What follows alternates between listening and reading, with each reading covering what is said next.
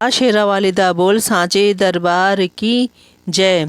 अथ 19 अध्याय। सुखदेव जी का व्यास जी के आश्रम में वापस आना, विवाह करके संतानोत्पत्ति करना तथा परम सिद्धि की प्राप्ति करना। सुखदेव जी बोले, हे महाराज, मेरे हृदय में यह शंका हो रही है कि माया में लिप्त रहते हुए कोई मनुष्य निष्प्रह कैसे हो सकता है।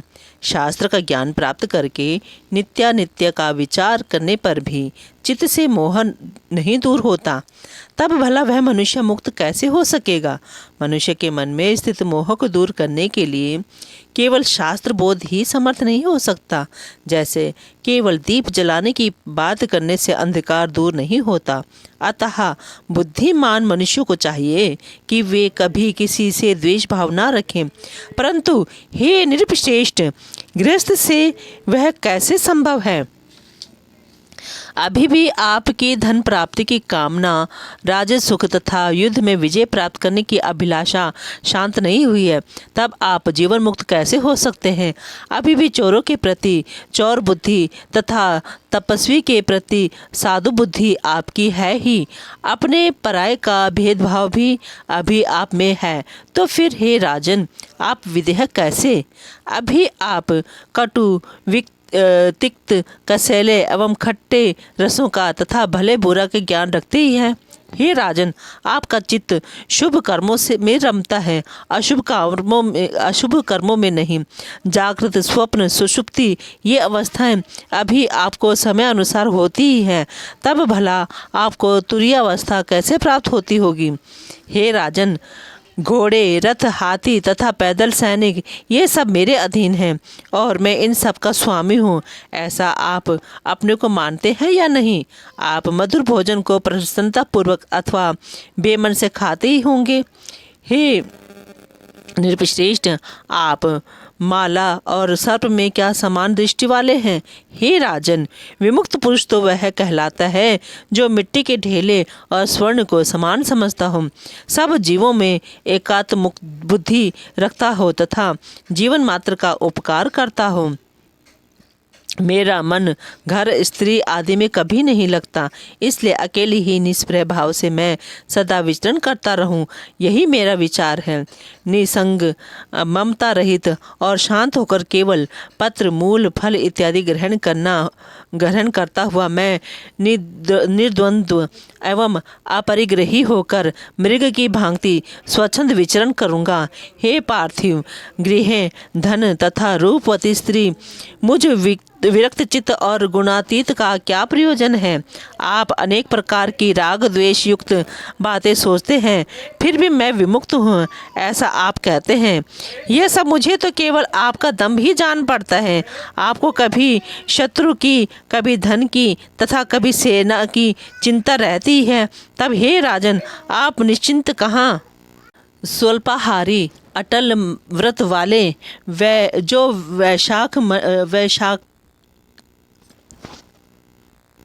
स्वल्पाहारी अटल व्रत वाले जो वैखानस मुनि हैं, वे इस संसार की अनित्यता को जानते हुए भी इसमें आसक्त हो जाते हैं।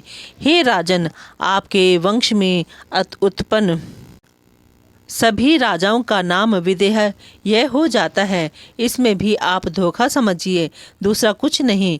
जिस प्रकार किसी मूर्ख का नाम विद्याधर, जन्मांधन का नाम दिवाकर तथा सतत दरिद्र मनुष्य का नाम लक्ष्मीधर रखना निरर्थक है, उसी प्रकार पूर्व काल में आपके वंश में उत्पन्न जिन जिन राजाओं को मैंने सुना है, वे नाम से ही विदेह प्रसिद्ध हुए हैं, कर्म से नहीं।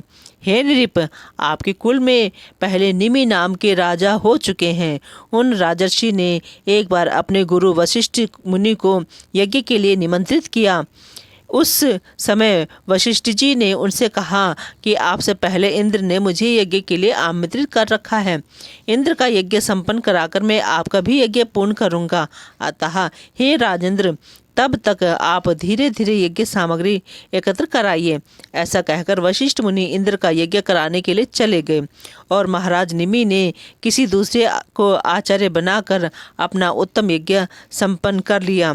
यह सुनकर वशिष्ठ जी राजा पर अत्यंत क्रोधित हुए और उन्हें शाप देते हुए बोले, हे गुरु का परित्याग करने वाले, तुम्हारा शरीर नष्ट हो जाए। यह सुनकर महाराज निमि ने भी शाप दिया कि आपका भी शरीर नष्ट हो जाए। इस प्रकार वे दोनों एक दूसरे के शाप से नष्ट हो गए, ऐसा मैंने सुना है। हे राजेंद्र, विदेह होकर भी राजा ने अपने गुरु को स्वयं शाप क्यों दे डाला? हे नृपश्रेष्ठ, यह तो मेरे मन में परिहास जैसा प्रतीत हो रहा है।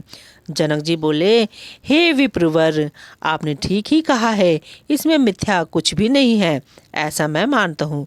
फिर भी आप मेरी बात सुने। हे विप्रेंद्र, गुरु व्यास जी मेरे परम पूज्य हैं। उन अपने पिता का साथ त्याग करके आप वन में जाना चाहते हैं। वहाँ भी तो मृग आदि पशुओं के साथ आपका स्नेह संबंध रहेगा ही, इसमें संदेह नहीं है। पृथ्वी जल आदि महाभूत तो सर्वत्र ही विद्यमान हैं, तब आप निसंग कैसे हो पाएंगे?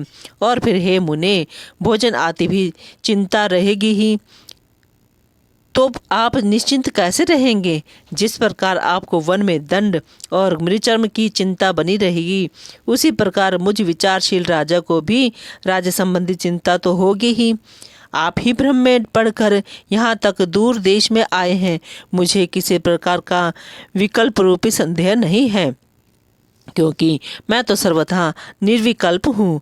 हे विप्र, मैं सुख से भोजन करता हूँ और सुखपूर्वक शयन करता हूँ।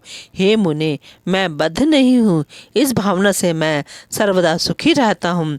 इसके विपरीत मैं बद्ध हूँ, इस शंका से आप सर्वदा दुखी ही रहते हैं। अतः आप इस शंका को छोड़कर सदा सुखी एवं स्वस्थ हो जाइए। यह शरीर मेरा है, यही बंधन का कारण है, यह मेरा नहीं है, ऐसा निश्चय ही मुक्ति है। यह गृह संपत्ति राजा मेरा नहीं है, ऐसा मेरा दृढ़ निश्चय है। सूत जी बोले, महाराज जनक की बात सुनकर सुखदेव जी हर्षित हुए और उनसे आगे लेकर व्यास जी के उत्तम आश्रम के लिए चल पड़े। व्यास जी ने अपने ज्ञानी पुत्र को आते देखकर सुख प्राप्त किया। उन्होंने सुखदेव जी को हृदय से लगाकर तथा उनका सिर सूंघकर उनकी कुशलता पूछी। सब शास्त्रों में कुशल एवं वेदाध्ययन में तत्पर श्री सुखदेव जी अपने पिता के साथ उस रमणीय आश्रम में सावधान होकर रहने लगे। राज्य करते हैं महात्मा जनक जी की वह विदेहावस्था देखकर सुखदेव जी परम शांति को प्राप्त कर अपने पिता के आश्रम में ही स्थित हो गए। योग मार्ग में स्थित रहते हुए भी सुखदेव जी ने पितरों की पीवरी नामक की सौभाग्यवती सुंदर कन्या को पत्नी रूप में स्वीकार कर लिया।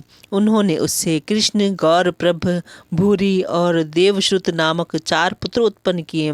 साथ ही उन प्रतापी व्यास सुत सुखदेव जी ने कीर्ति नाम की एक कन्या उत्पन्न करके उस कन्या का विवाह विभ्राज के पुत्र महात्मा अणुह के साथ कर दिया। सुखदेव जी की कन्या से उत्पन्न अणुह के पुत्र श्रीमान ब्रह्मदत्त हुए, जो बड़े प्रतापी, ब्रह्मज्ञानी एवं पृथ्वी के रक्षक थे। वे कुछ समय के बाद देवर्षि नारद के उपदेश से और परम श्रेष्ठ ब्रह्म तत्व का ज्ञान प्राप्त करके योग मार्ग का आश्रय लेकर राज्य का भार अपने पुत्र को सौंपकर बद्रिकाश्रम चले गए। वहाँ नारद जी के कृपा प्रसाद से प्राप्त माया बीज के उपदेश से उन्हें निर्बाध तथा तत्क्षण मुक्तिदायक ज्ञान उत्पन्न हुआ। उधर सुखदेव जी भी अपने पिता का साथ त्याग कर कैलाश के सुरम्य शिखर पर चले गए और निसंग भाव से अविचल ध्यान लगाकर स्थित हो गए। कुछ ही दिनों में उन्हें परम सिद्धि प्राप्त हो गई और वे पर्वत के शिखर से उड़ गए तथा महातेजस्वी वे सुखदेव जी आकाश में जाकर सूर्य के समान सुशोभित होने लगे। तब सुखदेव जी के उड़ते ही पर्वत शिखर 2 भागों में विभाजित हो गया। सुखदेव जी के आकाश में जाते ही अनेक प्रकार के उत्पात होने लगे। ऋषियों के द्वारा स्तुति किए जाते हुए भी वे सुखदेव जी अंतरिक्ष में वायु की भांति स्थित हो गए। वे अपने तेज से दूसरे सूर्य की भांति देदीप्यमान हो रहे थे। इसी बीच पुत्र के वियोग से व्यग्र होकर व्यास जी बार बार हा पुत्र कहते हुए उस पर्वत की चोटी पर पहुँचे जहाँ सुखदेव जी रहते थे। थके हुए व्यास जी को दीन भाव से करुण क्रंदन करते हुए देखकर सभी जीवों में साक्षी रूप से विद्यमान परमात्मा ने प्रतिध्वनि के रूप में उत्तर दिया। आज भी उस पर्वत के श्रृंग पर वैसी ही प्रतिध्वनि स्पष्ट सुनाई देती है। अपने प्रिय पुत्र सुखदेव के विरह में हा पुत्र कहकर विलाप करते हुए व्यास जी को शोक संतप्त देखकर साक्षात शंकर जी वहां आकर उन्हें सांत्वना देने लगे। हे व्यास जी, आप शोक मत कीजिए। आपके पुत्र श्रेष्ठ योगवेत्ता हैं। उन्होंने अकृतात्माओं के लिए भी दुर्लभ परम गति प्राप्त कर ली है। अतः ब्रह्म ज्ञान रखने वाले आपको उन ब्रह्म ज्ञानी सुखदेव के लिए चिंता नहीं करनी चाहिए। हे पवित्रात्मन, सुखदेव के समान पुत्र के द्वारा आपकी महान कीर्ति हुई है। व्यास जी बोले, हे देवेश, हे जगतपते, मैं क्या करूं? शोक दूर नहीं हो रहा है। पुत्र दर्शन की लालसा वाले मेरे नेत्र अतृप्त हैं। महादेव जी बोले, अब आप अपने पुत्र की रमणीय छाया अपने पास सर्वदा विद्यमान देखेंगे। हे मुनिवर, हे परंतप, उस छाया को देखकर आप अपना शोक दूर कीजिए। सूत जी बोले, तदंतर व्यास जी ने अपने पुत्र सुखदेव की ओजस्विनी छाया देखी। उन्हें वरदान देकर शंकर जी वहीं अंतर्ध्यान हो गए। महादेव जी के अंतर्हित हो जाने पर व्यास जी भी अपने आश्रम को लौट आए। सुखदेव जी के वियोग से संतप्त होकर वे अत्यंत दुखी रहने लगे। जयकारा शेरा वालिदा, बोल सांचे दरबार की जय।